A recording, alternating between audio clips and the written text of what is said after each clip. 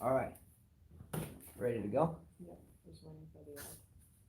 I don't think it's quite 11 yet, but. No, it's still 10:59. All right, everything's set. Let's go. I'm ready for today. Countdown. Come on. All right. You ready to roll? Yeah, I'm ready. All right. Hello, everyone, and welcome back to another 5K tennis discussion. Apologies for the random spur of the moment show. As you all know, if you follow this channel, we have been staying for the past couple months at another location. So it's been tough to kind of juggle getting set up and knowing the days where we will be able to do this. So today was one of those days because of the rain. All right. Wow, we're really close. Okay. You want to back it up? Well, this is how it looks. Oh, that's good. That's good. Okay. All right. So we've been very busy, by the way. This. And I look a lot bigger than you. It's all good. Okay. Dang, Justin's hair is getting curly. Curly. All right, so we've been very busy, by the way.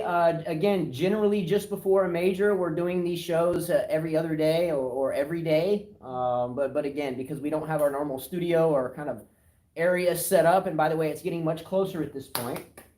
So we have had multiple crews coming in and out of our house since Hurricane Sally, and now at this point, so it's looking like we're getting closer to getting back into our place. Right. Don't forget to hit the subscribe button and don't forget to hit the like button. As well, those of you out there, please feel free to send us a comment or a message about any items that you want to send us, because when we get back into our regular place, we're going to have an empty wall and we're going to put stuff up on that wall from all of you. All right, so a lot to get into today. Number one, we're going to be talking about the Australian Open and the quarantine chaos. Number two, we're going to be talking about a lot of stuff off of the tennis court, current events, current news, and so forth. So let's jump right into it. Ready to go? Mm-hmm. All right. The first thing we're going to talk about today is a relatively trivial kind of thing, but I felt like it was something worthy of a relatively quick discussion. So does anybody know who the 28-year-old is, Denis Kudla? He's an American player. He had some sense of brilliance, young and juniors. I think he made a U.S. Open junior boys final and lost to Jack Sock, I think, in that final for the boys junior final. So it goes to show junior success doesn't really contribute much to pro success. But the 28-year-old Denis Kudla was in a qualifying match for the Australian Open, and he was playing Moroccan Elliot Benchetrit. So why is this a big deal? Why are we even talking about it? During that match, in the first round of qualifying for the Australian Open, Denis Kudla was up and serving 6-4 and up 5-3. So he was serving for the match at 6-4, 5-3. You follow where I'm going here, right? Yes. At that point during the match, the first round of qualifying, Denis Kudla was advised that he had COVID-19 and had to stop playing, and that was it. Okay. Now think about this for a minute. You're playing in the first round of qualies. You're up 6-4, 5-3, serving for the match, and you're advised that you have to stop play because right now, at this point in time, you have tested positive for COVID-19. Now, the opponent that he was playing, the young Moroccan player Elliot Benchetrit, advised or argued the fact. Mm-hmm. Argued the fact with the umpire that, hey, you can't stop this at 6-4, 5-3. Let's at least finish the game. Now, remember that because that's an important argument that this young man argued with the chair umpire. So ultimately, the chair umpire allowed the game to continue, and Denis Kudla held his serve and therefore won the match. Right? Mm-hmm. No big deal, right? No big deal.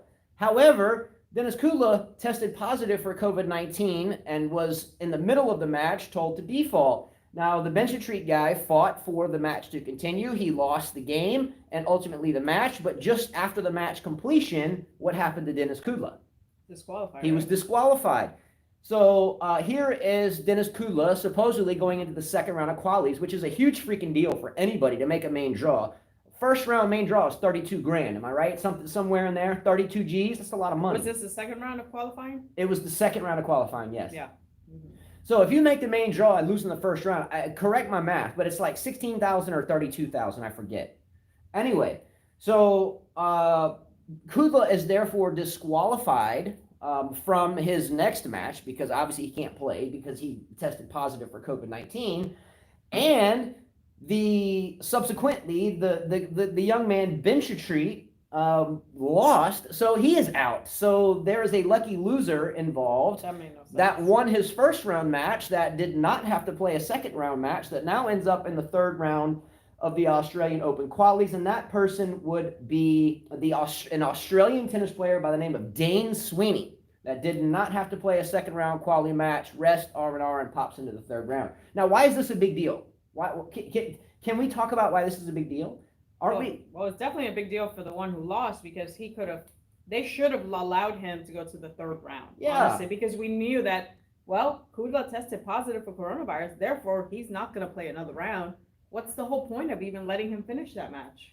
And furthermore, if the Australian Open is so meticulous about their quarantining and so forth, you got players now, we'll get into this, that are complaining about mice in their hotel rooms. They can't leave their hotels for 14 days. They can't practice. They can't do anything insofar as that is the media intensity that we see. Right now in the U.S., I don't know how it is internationally, but right now in the U.S., it's like a laughing stock of the Australian Open tournament organizers because players are running around with mice in their hotel room. But we're going to get into that. Mm-hmm. So ultimately, how can we justify this type of situation? Are we making rules on the fly? Are we deciding what goes down just spur the moment? I mean, how can this young man from Morocco be on the court and the tournament organizers are telling the player, you have COVID, you need to stop?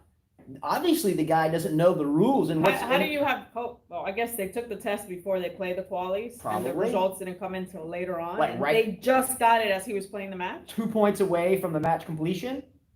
So what I'm getting at is if the umpire told Kudla that you can't play, and the meticulousness of the quarantine is to the point where players can't leave their room, one would think that if a tournament organizer, because of the aforementioned, found out that he had COVID-19, he should have been off the court immediately. And the argument from the player over there that didn't know, hell from nothing, that makes no sense. He spoke too soon. He didn't want to have it interrupted. But I think if he would have known that if the match would have stopped, then he would have gone on to the next round. Then I think that he would have gone on to the next round. I feel like this kid from Morocco was really victimized here. I get it, he lost the match, and that if you do lose the match, then you're gone anyway. But if it would have stopped 2 points prior to, then he would have gone on to the third round. Mm-hmm. And instead, you got the teenager Dane Sweeney that waltzes into the third and final round of qualies. Mm-hmm. It's a big deal.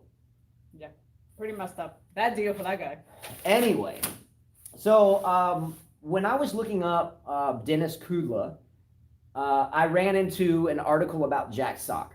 The only reason why I'm bringing up Jack Sock is for 3 years on this show, how much hell have we given Jack Sock? Lots. A lot. Yeah. We Didn't have he get married already? Yeah. So we have torn into Jack Sock. We've called him a waste of time. Your typical American tennis player. This is what we got. Jack Sock is to Isner as to Query. They all look like Jack Sock in a sense. I mean, I don't know that they all look like Jack Sock. Jack Sock looked pretty hefty from the belly.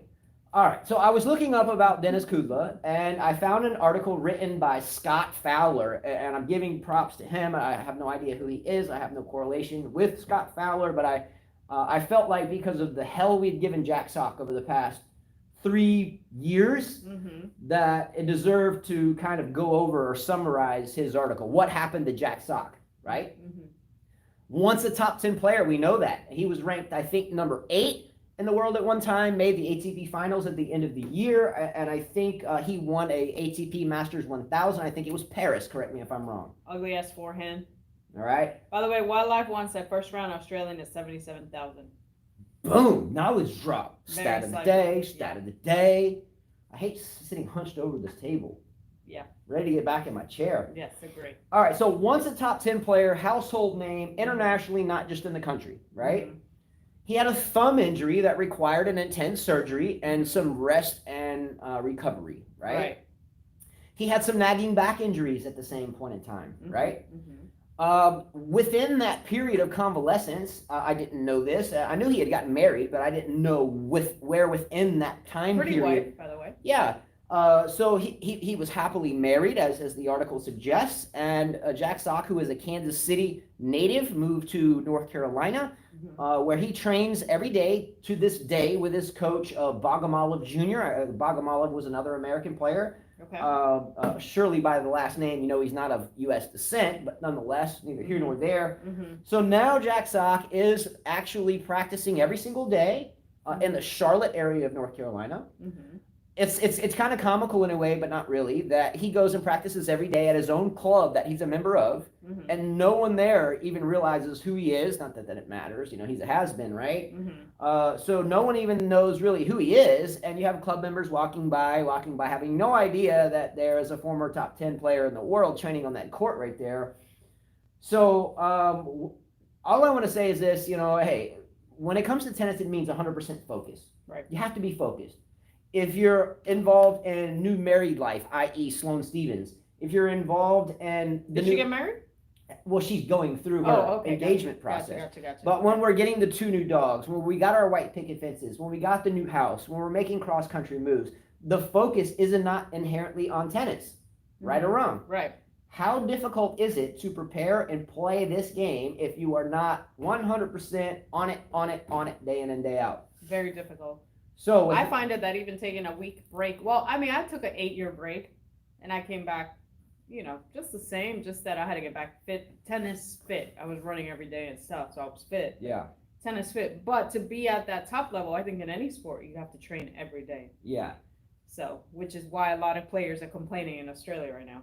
You lose an edge when you don't train every single day in some capacity.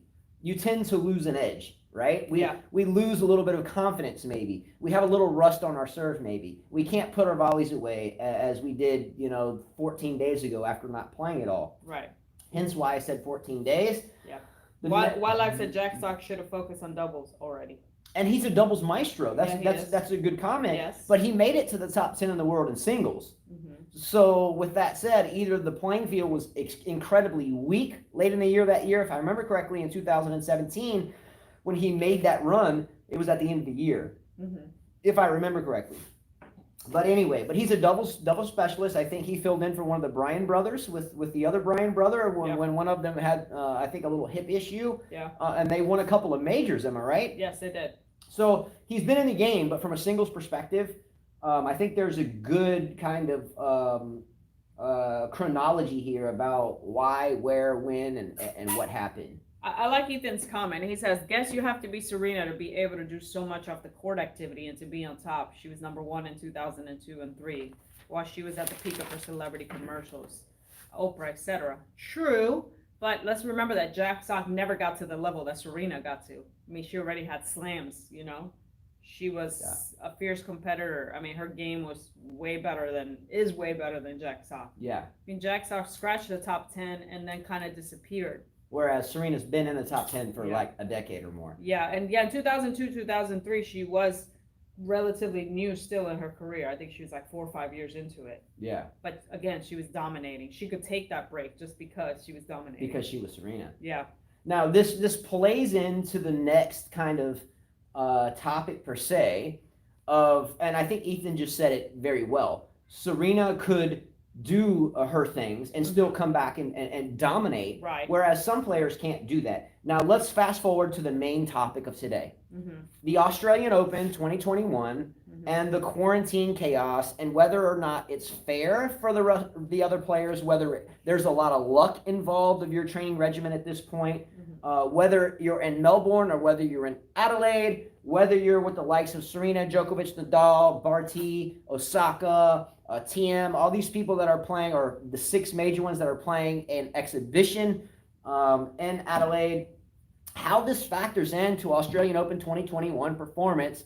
And I'm going to give my take on it as, number one, a player for my entire life, you as a player for our entire life, for your entire life, and coaches that we have now coached for, me 22 years and you going on 11 full time, okay? We talked about how fast certain people can fade away We just talked about Jack Sock. He had a thumb injury, surgery, a couple of months off, rehab, rehabilitation. During that time, he meets somebody, they make a move, and wow, we fall from grace pretty fast, right? But also he's playing men's tennis. I think men's tennis is less forgiving. I don't think you can afford to take a long break in men's tennis. Women's tennis, we see a lot of females, they go get married, they have babies, they raise their kids, they come back and they play just as good.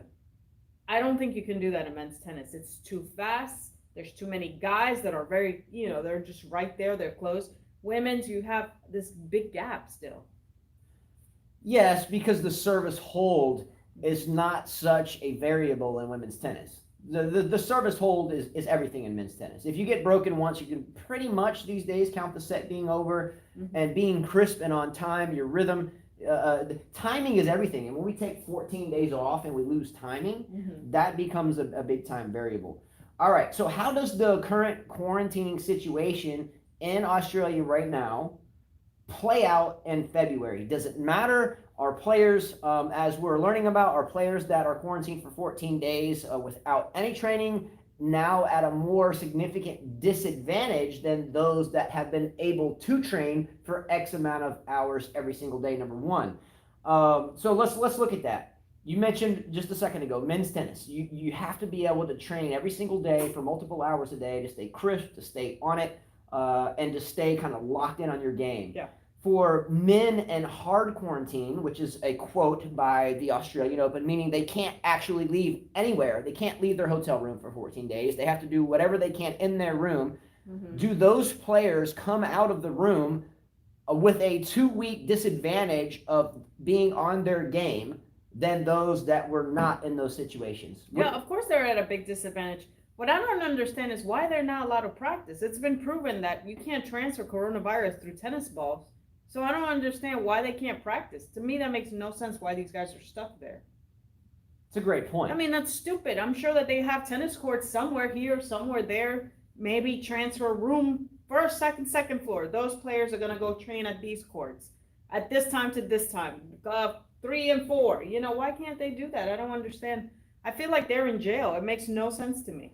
Now, there has been players with the likes of Viktor Troicki, the Serbian player, that have come out and said that they, quote unquote, feel like they're in jail. That makes no sense. It's like these guys are on lockdown. That makes no sense.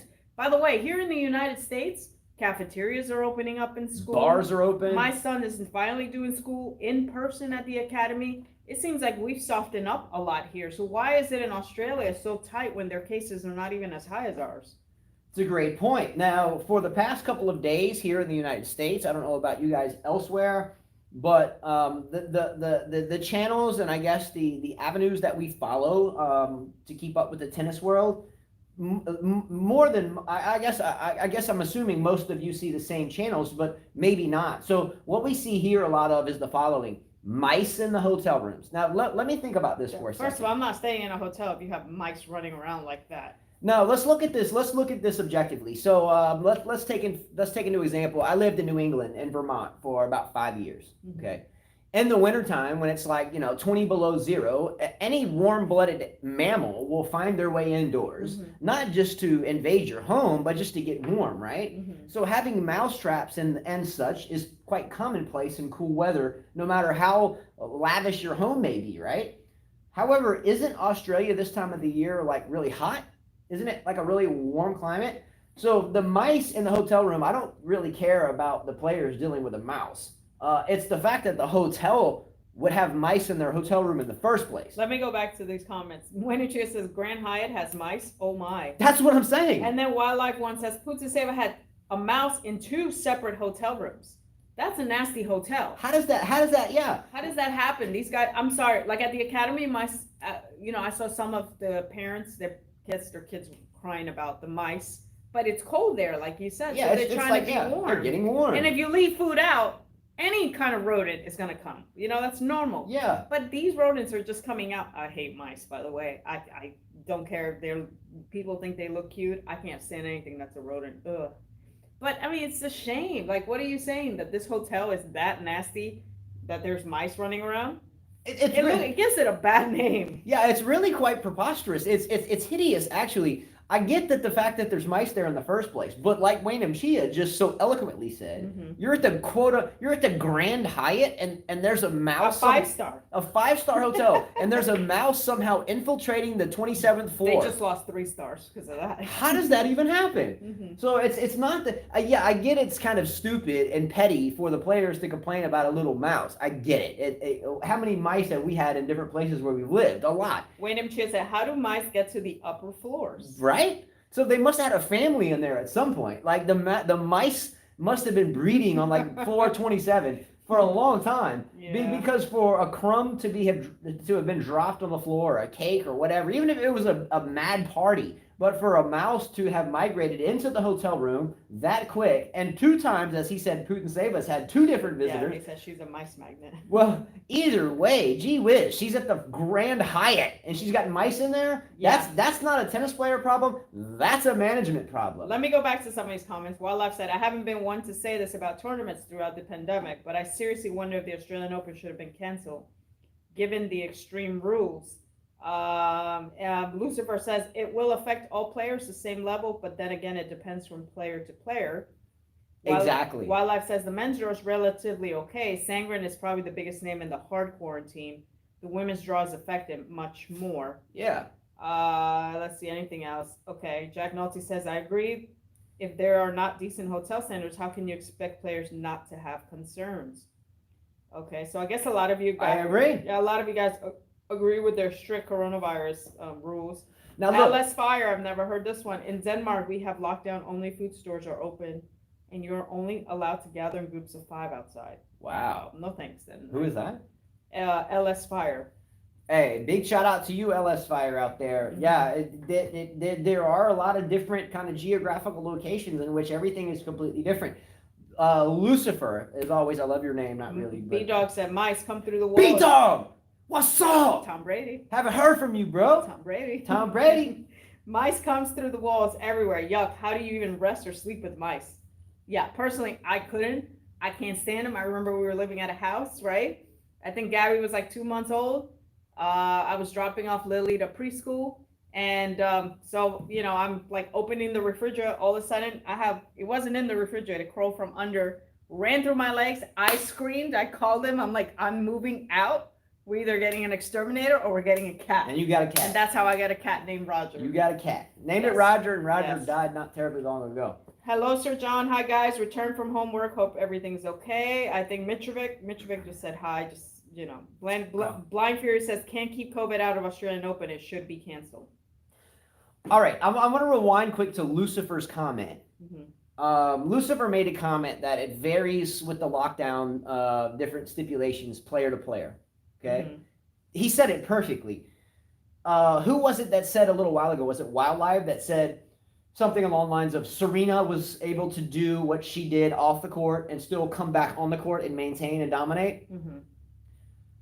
The best in the world are able to do those things because they're the best in the world. They can do what they want to do off the court. They can get involved in their Adria tours. They can get involved in their teammate management. They can get involved in their academies in Mallorca because they're the best in the world. So they can come out of that quarantine and still play better rusty than most people can play fresh, right? So I guess the quarantine thing for me, it causes an issue not with the best players in the world, not with your top 5 or your favorites to win it, right? It has to do with the players that are struggling out there that just would love to have an extra 20 grand, 40 grand, or I think Wildlife once said round 1 was 70 grand now. Those players that need that, now they are just thrown in a corner. They can't do anything. They got mice running through their hotel rooms. And they're expected to come out and play at the best of their ability. I think it's hard to do. I think it's hard to do. Also, from a physio standpoint, injuries can pile up.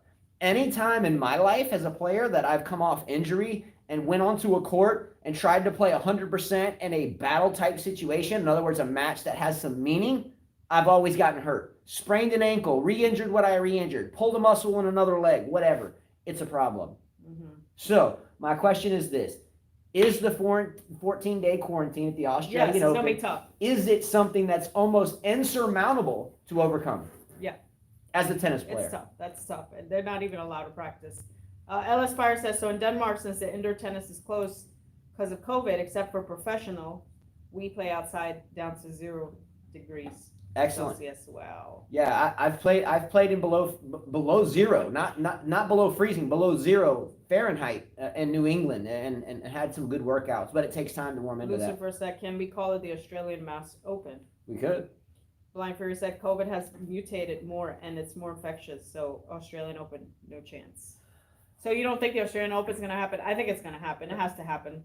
They already brought all those players down there. Okay, I'm going to bring up something real quick why I think it may not now at this point. And this is, I'm going to skip forward a couple pages here, and I have a lot of stuff, and we may not get to it all. And again, we would normally do this every 2 days, and I would get everything in, or we would get everything in. But we've been so busy teaching. But we've been really busy teaching. Busy from morning to night. Yeah, in the winter, usually in the winter, we don't, it's our slow time, and we focus on doing stuff on eBay. By the way, selling stuff on eBay is how we met Cam Williams, by the way. It had nothing to do with this tennis channel. We associated with Cam Williams because we all hustle on eBay. But normally we do that. But this year has been really quite busy in the wintertime. Morning till night. Yeah, so great. Yeah, today it's raining. We had lessons today, but it's raining, so it's a break for me to catch up with stuff I have to do. Yeah. Now listen, why I don't think that the Australian Open will happen now at this point, and it may still, but listen to this. Now this is interesting. There's a 23-year-old tennis player, and she's listed as a Spanish tennis player, but she was born in New York. Carla's Spanish. She's Honduran. She's from Honduras, but she was born in New York. Anyway, so same type of thing. So this 23-year-old tennis player, Paula Badosa, born in New York. She should be a U.S. player, but we know how that goes. Ask Sharapova and everybody else. Sharapova stayed for Russia. Well, stayed in. Yeah, but wasn't she was born in Russia? Oh, okay, well she's got it right. Okay. Kenin, there you go. Mm-hmm. All right, so the Spanish tennis player Paula Badosa, born in New York, is the first player. Now, when I saw this, it was funny because the storyline was upcoming bright dominant star Paula Badosa tests positive for COVID-19 while in quarantine at the Australian Open. It's kind of funny how they play with words. Badosa's been around for a little while. She's not an upcoming star. She's just your run-of-the-mill player, and we wish her the best of luck. However, she is the first player in the Australian Open this year that has actually come to the Australian Open negative. And while being there and following the strict protocols, she has now tested positive. But she's not sick. She said she had some symptoms. I read the article. What? It did not list those symptoms. She just said, I have some symptoms. I'm taking it day by day. I'm talking with my doctor. So ask me this. We've got players in Adelaide. We've got players in Melbourne. We've got an exhibition coming up with Thiem, Osaka, Nadal, Djokovic, Barty, and Serena. We'll talk about that in a minute. And we've got people now following those protocols that are now testing positive following those protocols. So if she tested positive, are we going to have some match like Dennis Kudla in the middle of the Australian Open that we talked about to start the show that transpires during the thick of it when it really matters for millions of dollars? But going back to it, even if you have no symptoms, and you're playing tennis, and they can't be transferred by the balls, and you're not touching each other's towels, and you're not shaking hands, and you're not near each other, what's the big deal playing tennis against each other even if you have it? It's a great question. That's kind of stupid to me. All of us are going to be positive eventually. It gets really stupid. Some of us probably already had it. We don't know, and we're fine. People act like this is a death sentence, and it's not. I'm sorry. All right. Let's keep an eye on that, though. Let's keep an eye on the Badosa story, because even though the name is insignificant, I don't forecast Badosa as winning the Australian Open. Again, a lot of these players are going to have it. What about they have it since they left? What about, look what happened to Azarenka. Look what happened to Andreescu's coach had it. They were on the same plane. Azarenka with another player. Sakari, I think she was one in that list. They didn't test positive, but they have to quarantine because someone in the plane. Yeah. I mean, tough situation. It's really I don't like to use the wrong word for exaggeration, but it's kind of chaotic. Now let's look at the second thing that we see in the U.S. media. Not only are we hearing about mice in players' hotel rooms, but they are taking pictures of the food. Now, stop complaining about complaining about the food. So I'm on your side about the mouse. You got the mouse in a hotel room. I get it. there shouldn't be a mouse in a 5-star hotel room where Stanislaus Wawrinka is eating a solo dinner on a table that's ready to seat 15. Now, the food, that's where you got to come on. How many people in this world today, Carla, and all of you out there are absolutely starving and would rob and steal to try to eat a meal? And that's like Notorious Big, right? So I went Notorious Big on that one, Biggie. But how many people rob and steal just to eat a meal? Yeah, they shouldn't complain about the food. I thought the food looked better than the shit that we give in the United States to the kids at the school. I mean, have you seen what these kids eat at school? Crap. If you go, and I won't mention my, we'll play that safe, but the public schools these days, for the most part, not all of them, you get a platter and it's got like 5 holes in it. BS. There's shit in here. There's shit there. There's slop there. There's crap there, and there's slop to drink, and there's a cow trough of muck to drink here. It's shit on a slab. So my son at the academy, who is at the academy, their food looks worse than what. I mean, their food looked fine to me. Their food looks a billion times worse than what that looked like. And the good and the thing about you mentioned our oldest son. We have 5 children, hence the name 5K Tennis. But anyway, so our oldest son is at the Air Force Academy. Now, my entire family, your entire family, and those mostly that we know at the Air Force Academy have been raised tough. Hey, we're here to fight. We're soldiers. Let's go. Let's get deep. You want to complain? Well, screw you. That makes you weaker. I'm going to capitalize on your complaining, and I'm going to kick your ass worse. So most of the people in the Air Force understand that they're lucky to be what they are, and we're going to get it done. I don't care what we got to eat. We're going to move forward. Now, tennis players taking pictures of food in 5-star hotels with mice. Now the food is getting too far. And here's the other problem I have with this. How is it that the U.S. Open was able to hold their tournament when the numbers were super high? New York, where it's super populated, did a better job than Australia. Well, how is that possible? Well, I think there's 1 million plus in Melbourne too, though. But how is Melbourne's like a mecca. New York, Justin, New York, where everything was. I mean, Ethan, how was it that they did a better job, but Australia hasn't started and we already have issues? That's a great question. How? I don't understand that. The French Open, their numbers were high. How were they able to do it? Did Australia not learn from the U.S. Open? Did they not learn from the French Open? I don't get why we're having issues on the 3rd slam. It's a great question. Why? Makes no sense to me. It's not like this is the first slam. We're just coming back to tennis. We're just starting all over. They already had 2 slams. Yeah. Moral of the story on the food is don't complain about the food only because that there's millions, tens of millions, if not more, maybe hundreds of millions, I don't know, that are literally starving in the United States. If you go to Los Angeles, Sister to Queen's out there. Hopefully Sister to Queen's doing well. What's up? Love you, girl.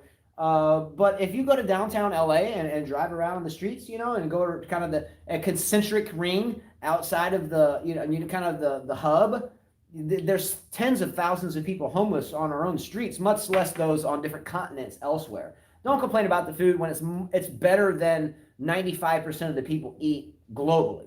So watch the food. Wyndham Chin said, I was in a quarantine in a 5-star hotel, but I had lousy food. It's universal. There you go. Ethan said, I stayed at a 5-star hotel in Israel, and they tried to serve an American breakfast. I was such a spoiled brat. Get me back to New York. I want my bagels. Blind Fury says, UK and the national lockdown of COVID numbers are going up and no essential shops being closed. While I've said Benoit Paire was happy with McDonald's. There you go. I saw that. Hey, Ethan, what type of bagel do you eat? Everything bagel, onion bagel? I like the onion bagel with the cream cheese, and I actually like jelly on it. I'm going everything bagel with protein on it. I want sausage, egg, and cheese. No, everything you're bagel. Messing up the whole New York bagel. The whole point of New York bagel, most people, they get New York bagel, okay, they'll order whatever, everything on it, sesame seeds, and just cream cheese. You go extreme if you add the jelly. Why are you doing that to a bagel? Well, I almost got in trouble one day eating a poppy seed bagel. So I won't get into this. Oh gosh, I don't even want to hear this. Yeah, we won't. Ethan said everything bagel with lox and cream cheese. Let's go. I love the everything. So bagel. I asked the question, why did New York do better? And he said, because we've been training since March 2020. Wyndham Chia said, U.S. and the French had no quarantine, so less complaints. True, they didn't have the strict rules, but they still had to stay at a certain place, didn't they? Yeah. Now, if you didn't watch the last show that we did, and again, I'm sorry for the days that come in between. As soon as we get back into our house, we'll be doing them every other day and every day during a major. I promise. Anyway, but I forgot what I was gonna say. Yeah, I don't know. Let me read these All right, comments. go ahead. Blind Fury says animals could be carrying the COVID, and dog and cat can get COVID. I don't know. Have we proven that? Well, yes, I know. I know that here in the U.S., I have read multiple articles about dogs, cats, even zoo animals testing positive for it. Okay. Now, whether it's transmissible, I don't know. Layla says, can they order their food if they don't like their food provided? Sissy Pot's quarantine video showed him eating Uber Eats via contactless delivery. Yeah, now, Layla, and thank you for being here. I haven't heard from her in a while, but that's a great question. So think about this: you got mice in the hotel room, you can't go anywhere, you're in hard quarantine, but yet we got McDonald's bags and Uber deliveries coming in. So is there any scientific data? Is there any experimental hypothesis or data that indicates that paper bags, that the little glossy stickers that they put on them to keep them sealed shut, that those don't, transmit anything? Because I know the USDA had gone through about $10 million in revenue to try to ascertain whether or not the tennis ball itself transmitted coronavirus. It doesn't. Yeah. So USDA just sent a thing like it doesn't. Yeah. It does not transmit. Tennis balls do not transmit. Carla and I took about 15 students. It was about 15, maybe 10, to a tennis tournament. And at that tennis tournament, they were having to mark yellow or black and gray circles on the balls so they would know which balls to grab. Yeah, X's or O's or whatever. But now they don't have to do that. So whatever science or data or political payoff, I wonder whoever they paid off to get the science to say, oh, tennis balls can't transmit anything. What I don't understand is how does that even happen? I just don't get it. How do you test for that? Football's going on, soccer's going on, basketball's going on, but we're having such a hard time with tennis. Yeah. That is a non-contact sport. I mean, I don't hear about LeBron James. I don't get it. I don't hear we sound like idiots. I don't hear about Tom Brady, complaining about the hotel environment. I don't hear LeBron complaining about the bubble. But yet we got mice and food it's just a stinky situation for the sport. Yeah. And unfortunately, the Australian Open, and I love this tournament. I'm sorry to say, it's my least favorite. What about Sangren traveling with COVID over to Australia? Now he's a Southern boy. He's gonna be a tough traveled. He got on the plane with COVID. Yeah. Well, let me go back to these comments. The rules. Wildlife says the rules in the U.S. were way less strict. If you and your team tested negative, you were good to go. They didn't care if one person on your flight. They didn't care if one person tested positive on your flight. Mitrovic said Australia has heavy restrictions and they did a great job. Mortality is one of the smallest in the world due to COVID, and that will not change that system because of Australian Open. It's a good point. Okay. Yeah. Full English breakfast. Do you think, James Stevens says, do you think they're complaining about the food because they're spoiled? Yes, absolutely. I do think that. Yeah. Look,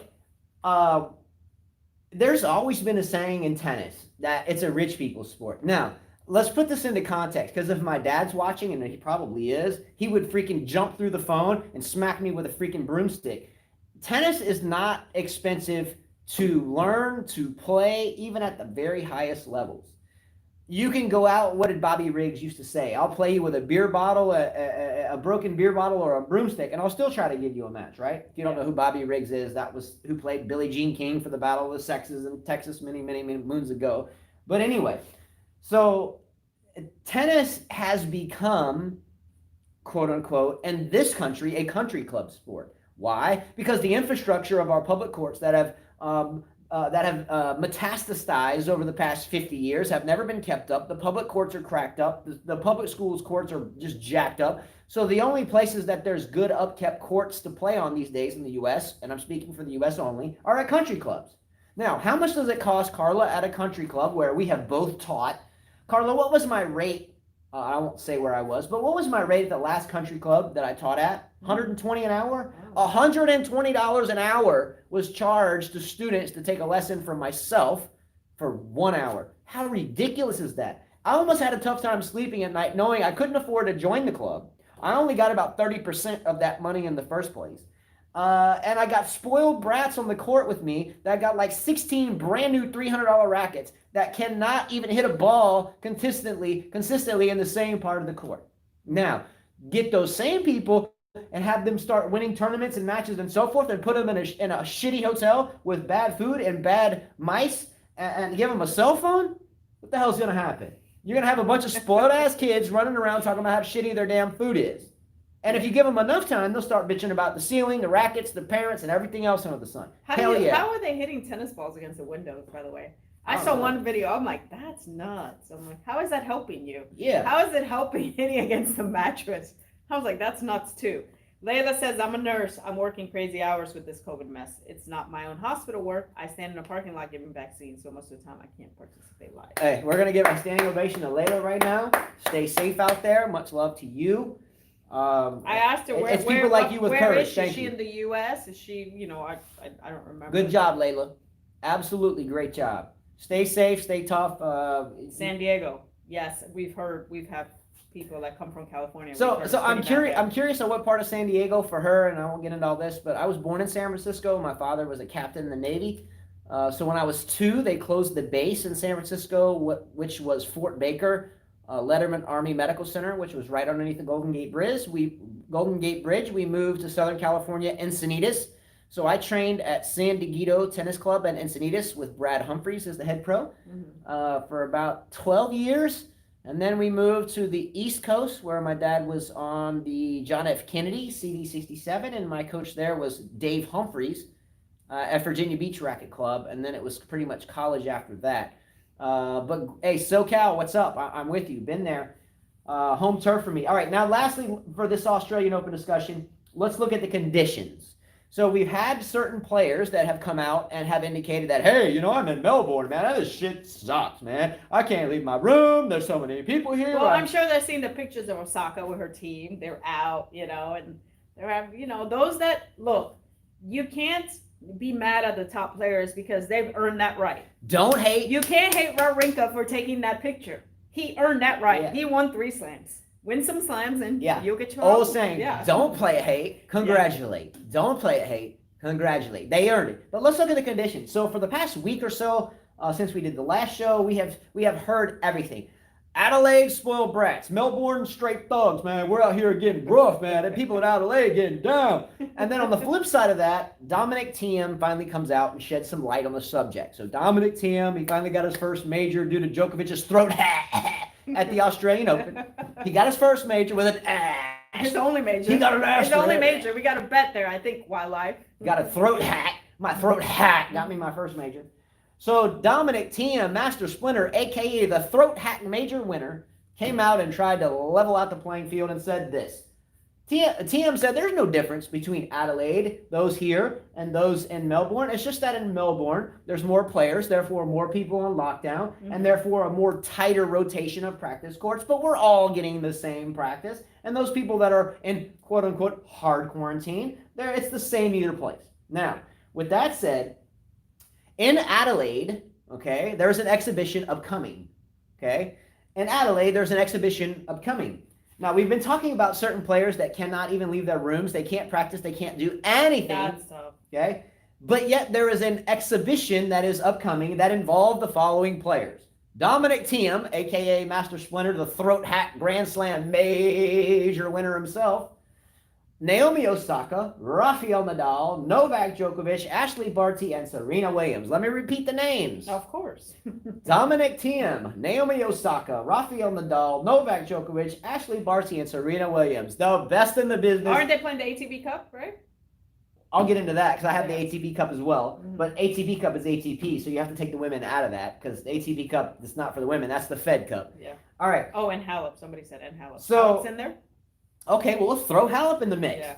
All right. They will all be in an exhibition in Adelaide at the end of this month, while others, those in Melbourne and elsewhere, are still in hard quarantine without the ability to get out of their rooms and practice.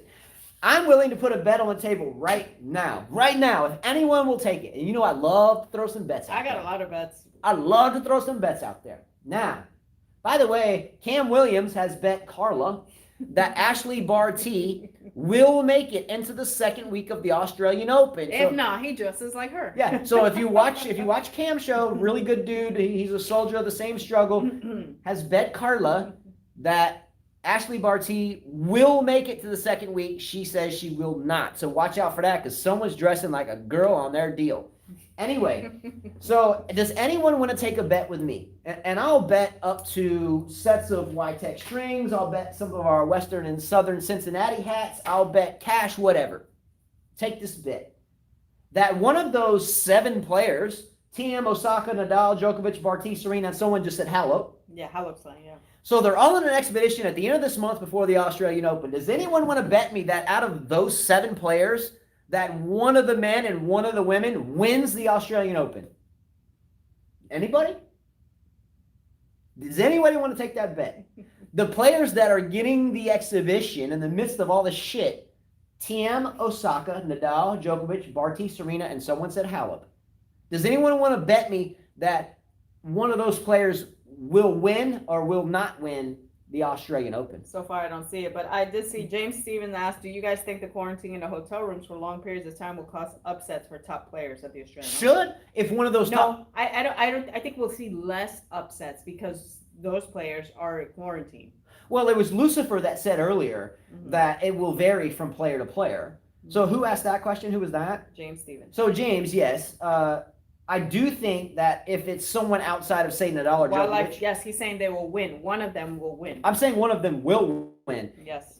You give... Yes, they were betting COVID, like who get COVID. Oh, no, who will win? Let's not bet on that.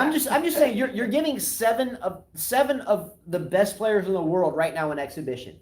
Why? Money. I can assure you money. Sure. I can assure you if one of them tests positive prior to that exhibition,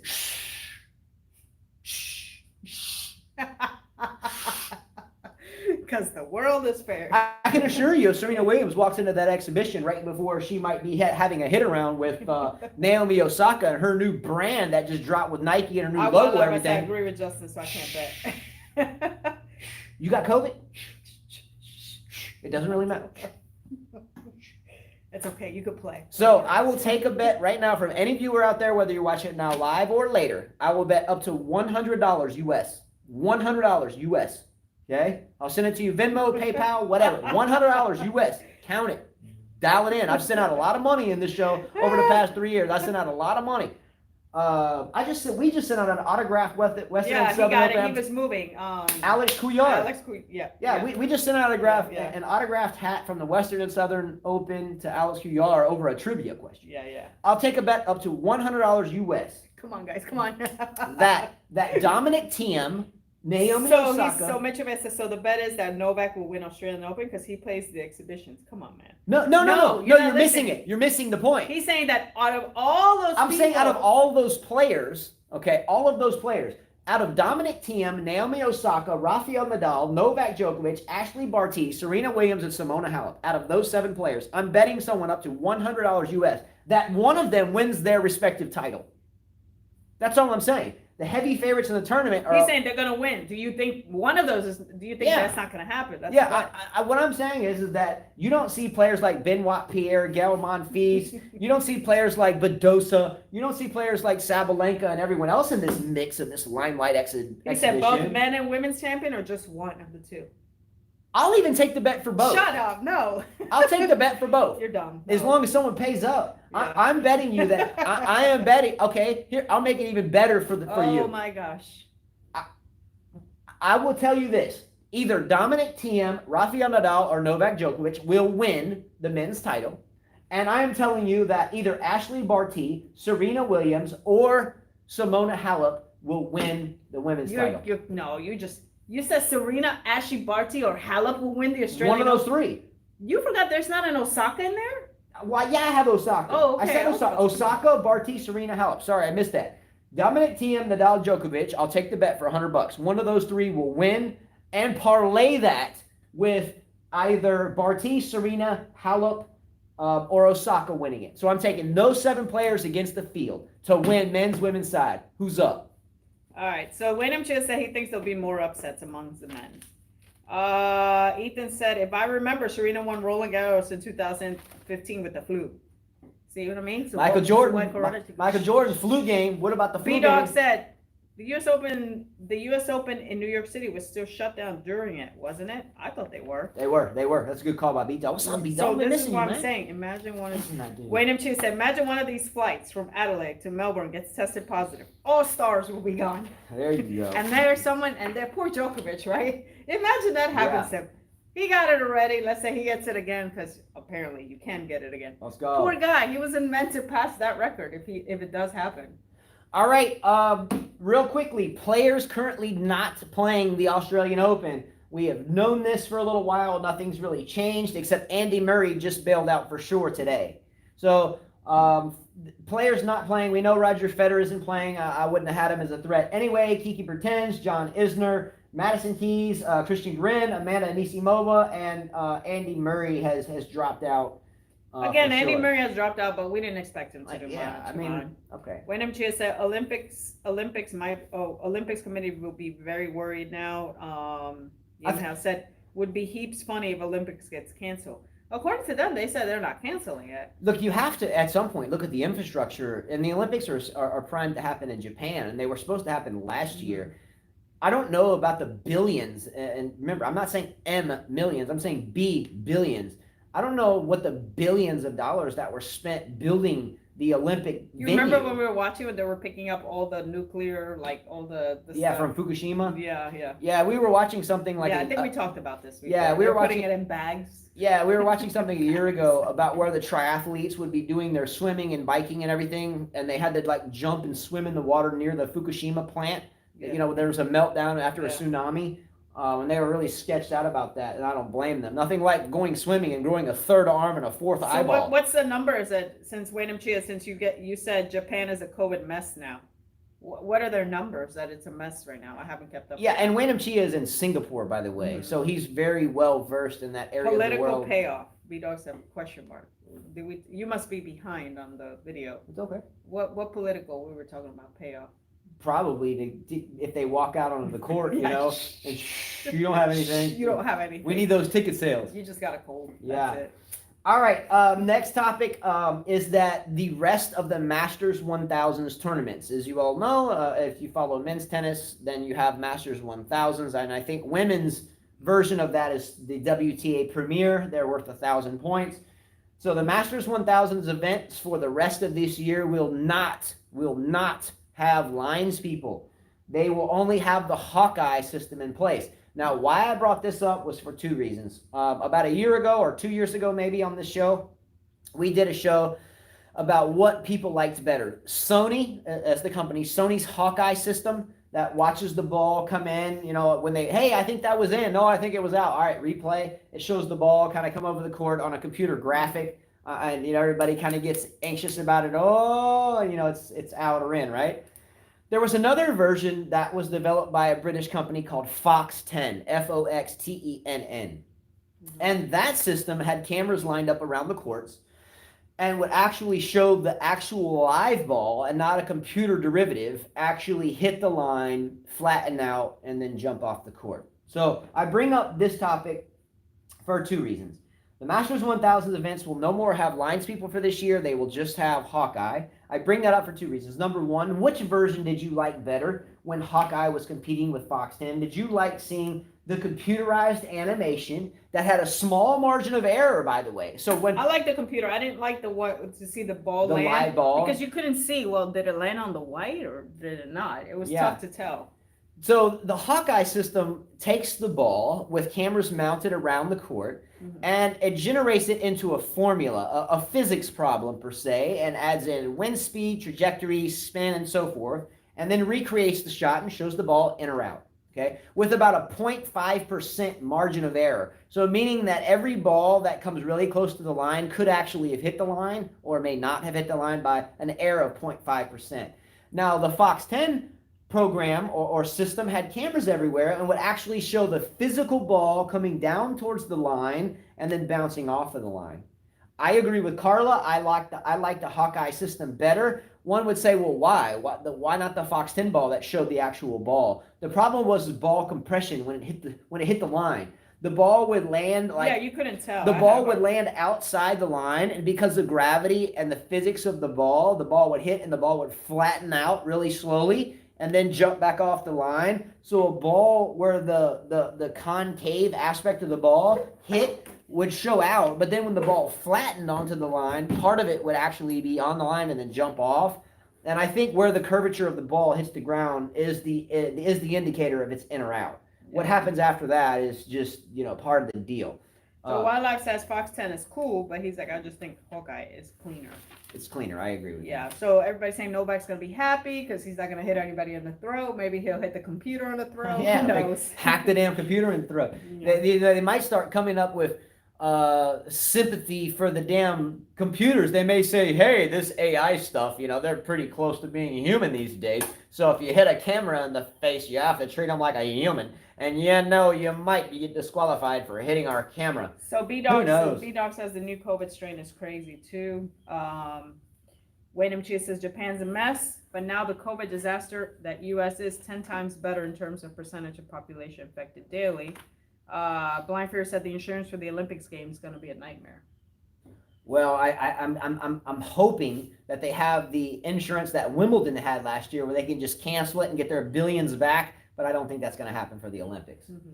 All right, next real quick topic. This isn't a topic really. This is just something if you're like me in a way, you should go see because it's really freaking cool. I read an article today that brought me to a video, and the article was about. Hey, let me rewind for a second. I am into RC, radio control airplanes, cars, trucks. I love RC.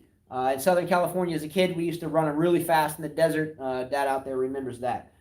But I read an article this morning that a young man from Southern California named Spencer Liseby, Liseby, Spencer Liseby, set a speed record for a radio-controlled airplane with no motor, so an RC glider, that flew at 548 miles per hour with no motor. Now, why is this a freaking big deal? Holy cow. Can you imagine grabbing some device in your hand and then throwing it out there with no motor and controlling it at 548 miles an hour? It's ridiculous. If you look at this guy's video, it's on YouTube. Spencer Liseby sets glider RC speed record. You can see this guy controlling this thing like so fast you can't even see it. It's like alien spacecraft. You can't even see it. And he made it happen at 548 miles per hour. Why is this intriguing? Why? Not just because I like it, but there are animals in the world today that fly at that speed, that fly almost intercontinental without stopping. Let me tell you a couple of them. A common swift, this is a bird. Okay, a common swift weighs 1.3 ounces on average and flies for up to 10 months. 10 months nonstop. 10 months. Okay? That's one bird that's in shape, huh? I'm looking at the picture. Can you imagine the common swift, a little 1.3 ounce bird flying for 10 months without stopping? Okay? Now let me give you another one real quick. The wandering albatross. The wandering albatross weighs 16 pounds, 256 ounces, and can fly for over 2 months without stopping, and can even sleep while doing so. Look. Can you imagine? I'm working out as I'm sleeping. They harness these trade winds that skim across the ocean, and they harness these winds, and they can just settle into them, and then just skim across the ocean for thousands of miles just by harnessing the wind currents and their energy. Now, why in the hell did I bring this up in the first place? Carla, how important is it to conserve energy on the tennis court? How important is it? Very. I always tell students, why in the hell are you running laterally so much when you have all the time in the world to come in and cut that ball off? Why is it important to cut the ball off, Carla? Because if I'm running laterally so much, then I've got to take 3 more steps to get the ball, which means 3 more steps to recover, meaning that my ass is going to be tired as hell at the end of a 5-set match, where if my opponent is cutting the ball off, then they'll be half as tired because they saved as many steps. Mm-hmm. Thank goodness for the dang wandering albatross and the common swift for exemplifying the ability to conserve energy. Mm-hmm. Watch these things, man. Watch this guy, Liseby, fly this glider. Spencer Liseby from Southern California. Incredible. Really incredible. Going back to someone mentioned that the Olympics is pointless, or there's no reason to have them if there's no fans watching. I agree with them. Isn't part of the Olympics, you hear the crowd roaring you're running or whatever. The ceremony. But then B-Dog says NBA, NFL, baseball were without fans. But this is the Olympics. This is something that these people work for every 4 years. Okay, whoa. Okay. B-Dog, as you know, is a realist. We know B-Dog well. He's a realist, and he's going to tell you like it is, like it or not. He is right here on all levels because of one thing. Tell me this and answer this question honestly, and I'm with B-Dog on this one, and always am. Is the National Basketball Association by itself, much less including the NFL and everything else, a bigger money or economic generator than the Olympics is every 4 damn years? No, that's why they build little cities. You're wrong. That's why they build little cities. They do it every year. You're wrong. I don't care if I'm wrong. It doesn't matter that I'm wrong. There's athletes that they can't compete every year, like in baseball. But no one cares, Carla. But their fans hold it for that reason. They make the whole year for the Olympics. But no one cares about synchronized swimming. I don't care. No one cares about I don't care about curling. We have curling, tennis, and viewer. No one cares. The whole point is that they need those people but there. I get it. It will be weird not to have people going. But everyone cares about LeBron. Everyone cares about Brady. Everyone cares. Everyone. It's different. Random Chit says even non-sports people have heard of the Olympics. Yeah, but if you're not going to take off work to go watch the Olympics, but you're going to take off work to go watch the Super Bowl. I'm just saying. In the U.S. In the U.S. Not many. Do you guys care about the Super Bowl over there? Those of you that don't live in the U.S., do you care? Do you even know who most of the football players are? Probably not. Anyway, I wish I was the damn wandering albatross. All right, next topic, and then we're going to wrap this up. Carla and I, and this is you know this, Carla and I, we never talk about race, religion, or politics. We never talk about it. Race, religion, politics. Again, we were raised military. We're a mixed couple. Talking about the three of those doesn't go anywhere. It's a no-win situation for all parties involved, and I'm too dumb, and I think Carla agrees she's too dumb for us to say anything about those 3 items except be happy, be cool. Every human being is a beautiful person at some way underneath the skin. My question, though, is this. We're not talking about race, religion, and politics. But this is really especially for the international viewers, but some from the U.S. as well. Pause a second. Mm-hmm. Someone said, Justin, you are not aware of how much people don't care for the NFL or NBA. Good point. Wayne M. Chia said, Tom Brady, who? And then somebody said, precisely, Wayne M. The Olympics are more important. Layla said, I follow figure skating too. Diverse taste. But Olympic gold is the Grand Slam. It's only every 4 years. So inevitable, some of the best never, ever get to have gold. Okay, you can't compare NBA. That's the American thing. It's not their thing. Okay, I stand corrected. I'll take that. I just got punched in the face 3 or 4 times. I respect that. That's okay. I get where they're coming from. Especially baseball, right? Boring. So maybe the conversation is objective/subjective because maybe I like football and basketball better than figure skating. So I think what they're saying is that the NBA, NFL, that's an American thing, baby. Yeah, that's what I'm saying. They're right because the Olympics is every 4 years. They need those fans. They need that. I looked at it subjectively and closed-minded, and they looked at it objectively. Yeah. So what I'm saying is you're right. I'm sorry. I'm a football, basketball junkie, and you're right, and I'm wrong. I take responsibility for being wrong. I admit it. I'm fair for a good. I'm sorry. I get it. Some people are really into the triple Lux. I get it. Some people are really into that curling stuff. I'm just not. And so therefore, my comment was subjective and not open-minded, and I apologize. Okay. Let's go, Brady. Let's go. I'm kidding. Wait. B-Dog, do you remember when he said that Tom Brady would not do good, that he should retire like Roger Federer? And here we are. He's playing against my other dude, Aaron Rodgers. I still think there's some behind-the-scenes stuff going on for ads, though. See, I'm just saying. He said that last year, right? He would have made it far. Look how far he's gotten. All right, so back to this thing. We don't talk about race, religion, politics. It doesn't go anywhere. And ultimately, being a good person and being a friend to all people is the best thing. But I'm curious to what all of you think about the past election and how you think that the election results will affect you moving forward. So, are you pleased in the election results? Are you relieved in the election results? Are you concerned? Are you thinking that the U.S. now is now back in the limelight as a positive place and not as I think it was kind of conveyed in the last 4 years, a negative place. I know that in my entire life that the United States elections were a focal point internationally. Didn't matter where you live, where Wayne Chia is in Singapore or whether some of you are in the UK. Watching U.S. elections was a big thing. Mm-hmm. The last kind of 4 years seemed just kind of like, whoa, kind of embarrassing.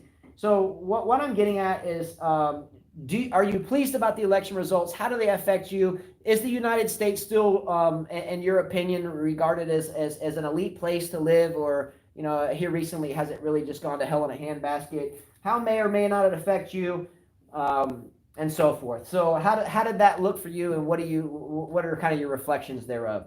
The beautiful thing about tennis is that if you play it, if you study it, if you're a student of the game, if you're a fan of the game, that tennis brings friendships. It brings a common ground where politics, where race and religion and everything else is it's not really involved in the scenario. Carla, when we go to a court and we meet a tennis player, do we size them up by what they read, what they study, what they look like? It's just, hey, you're a tennis player, really good to meet you, and hopefully we can continue. We all think different, and we may not agree with what you think, or we may agree. I will never say it. You will never know. And look, I would just nod my head. You can say, go.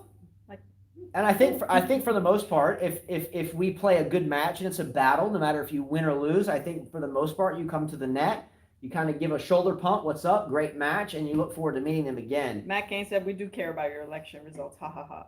I like your comment, Wildlife. I still stand by all politicians are inherently dishonest. I agree with your comment, but at least it shouldn't be an embarrassment now. Yeah. Anyway, tennis, again, guys and gals, is a lifetime of fun, fitness, and friendships. No matter how you look at it, if you're a fan and don't play, doesn't matter. If you're a coach and have never played, doesn't matter. If you're a player, it's a friendship thing. We meet each other, we go out as individuals, we talk to each other, we get into battle with one another, whether it's singles or doubles, and then we come off the court and we shake hands at the net and we move forward. It's a classic example of meeting someone, of getting into a battle and getting through that battle and still finding a way to come around at the end of the match. So with that said, let me read a few comments before. Mitrovic says, read them. I'm not from for a second. No, we're done pretty much. Okay. I'm not from the U.S., but I know politicians are the same around the world. Biden, Trump, Obama, Bush, different packages. Same stuff, exactly. All right, I couldn't agree with you more. I could not agree with you more. The thing about politics in the U.S., and you can agree with me or not, is that whoever gets really elected, it's just really a puppet. The same trillionaires behind the scenes are going to tell those same people to do whatever they want them to do.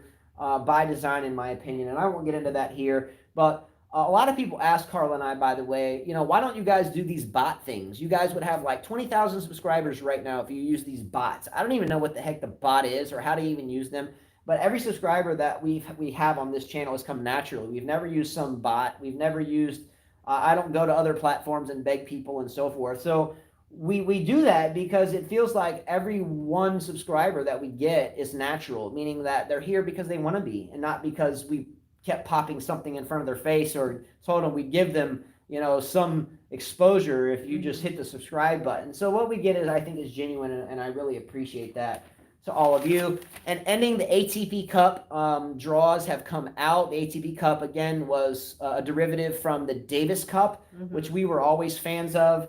So the ATP Cup has been announced. So Serbia has a really tough grouping. They have Canada and Germany in their group, so they have the toughest group. Rafael Nadal and Spain have Greece and Australia wrapped up in their group. Dominic Thiem and Austria has Italy and France wrapped up in their group. And then I think Russia has the kind of the easiest group, with Russia teaming up with Argentina and Japan. Serbia's got its legs cut out to repeat. Lastly, there's 4 teams left in the NFL. And I know a lot of you said who, Tom Brady who, but there's 4 teams left in the playoffs for the Super Bowl for American football. Kansas City Chiefs, Cleveland Browns, Green Bay Packers, and Tampa Bay Buccaneers. If anyone can properly guess who will make the Super Bowl and their winners, I'll send you 2 sets of Y-Tech strings or one of these Western and Open Cincinnati hats, or freshly order you one of our 5K tennis shirts. Well, I said, let's go, Mahomes. Let's go. All right, guys. Much love to everyone. That's it. We will see you soon. Hopefully, soon will be our house back intact. And I really do hope people like Wildlife One, Sister the Queen. He said Chiefs and Packers. Chiefs winning. I like that. B-Doggo2, Wayne and Chia, all those guys out there that are with us every day off of this channel Ethan, on our Matt, Michael Ethan, Walter, Matt, keep Mitrovic, naming them, Jack, Mitrovic, Jack. James Stevens, William Spencer, and the list goes on. Greenhouse, But Blankford. I really implore you guys to send just little tiny things. It can be a sheet of paper with your signature or whatever. And once we move back into our house and it's looking like it's only a couple of weeks away, when we get back into our normal studio, I'll put your things up and we'll have kind of a wall of fame, right? Yeah. And we'll get going. Much love to everyone. See ya. Let's go.